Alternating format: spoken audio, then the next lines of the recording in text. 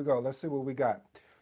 As you know, pick up the book, The Magnetic Project Manager, coming to a store or an online venue towards, or I said for you. So now that we're here, let's see what we can do. First things first, I probably need to turn on another light. All right, let's go. I have a question for you.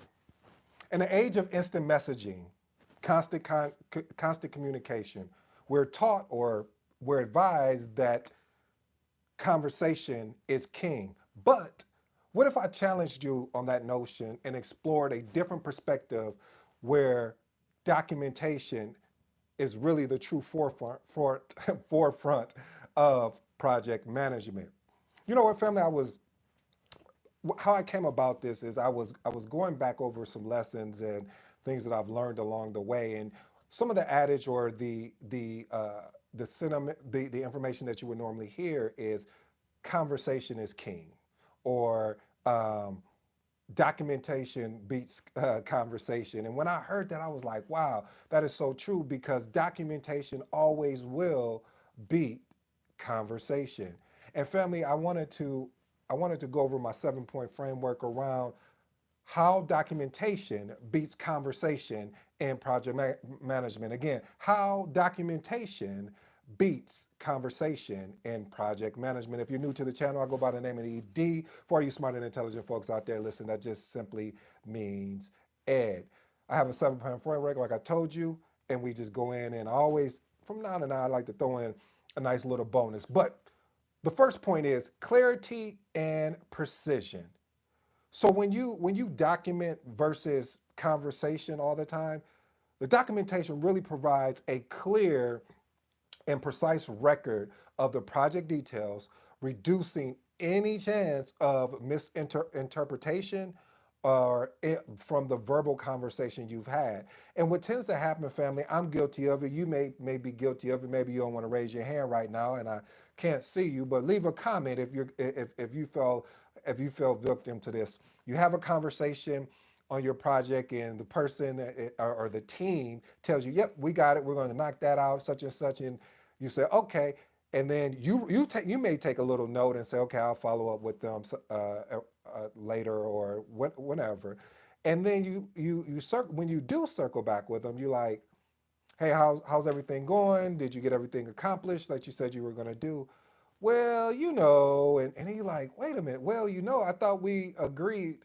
And then you'll have a situation here and there where someone will say, "Well, can you show me the email or can you show me the chat or show me where I agreed upon that?" And family, I don't want you to fall prey or victim to making sure that you document when you have an activity or a conversation, whether it's just a regular conversation or even a crucial conversation, because what we need to ensure is that we're providing the proper support. See, I always used to think that so much over documentation would make the team or the stakeholders feel some kind of way. What do I mean by that? Meaning that I didn't trust them. What do I mean by that? Well, that I didn't believe that they could deliver on what they said they could deliver on. What do I mean by that? Basically, what I'm saying to you, family, is having the ability to really trust the process by documenting the conversation that you had is no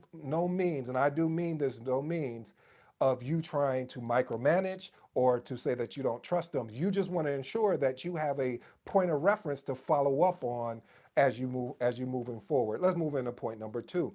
Point number two is reference and accountability. Ooh, that word accountability, that makes you that don't make you feel good. Do you see? I had to do a shake, and it's not even cold where I'm at right now. But the point is that when you have written documentation, it serves as a reference point.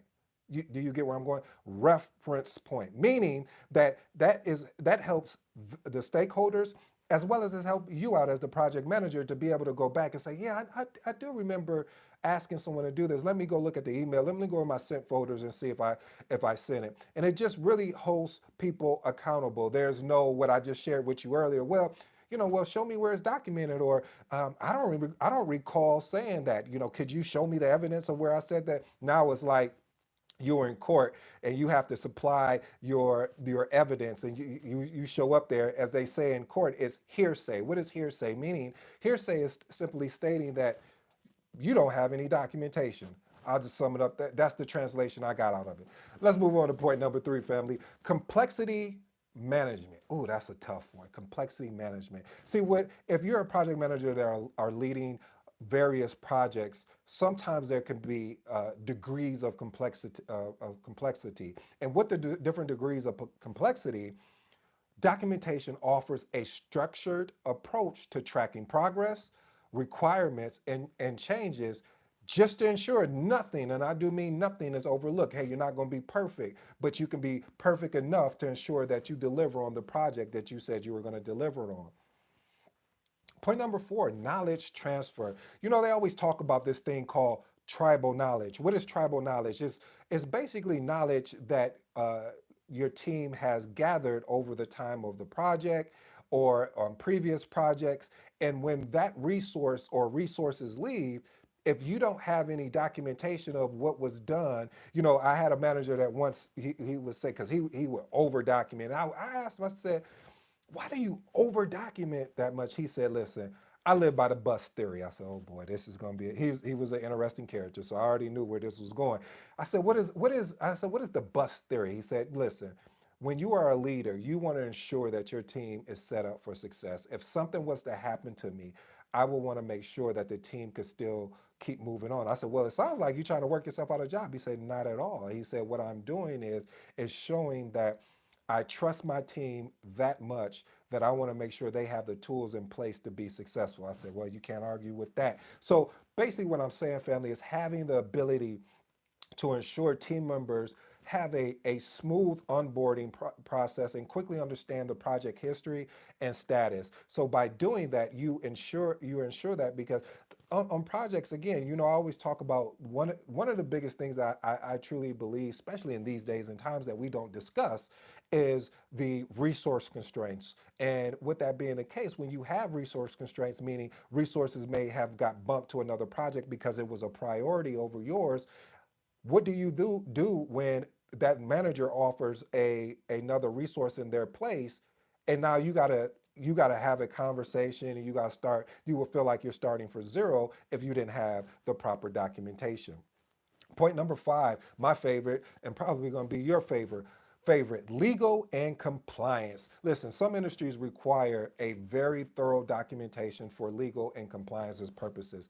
What it does is it really safeguards the project from any potential disputes. So when you have a potential dispute of, hey, well, you know, you never told me this had to be done, or hey, I thought I had another month to knock this out, and you're like, well, no, that's not you. And let me go back, let me reference, let's reference the email. And point number six, historical record. Hey, that's very self-explanatory, family, but because I like to over deliver, I'm going to twist this up a little bit.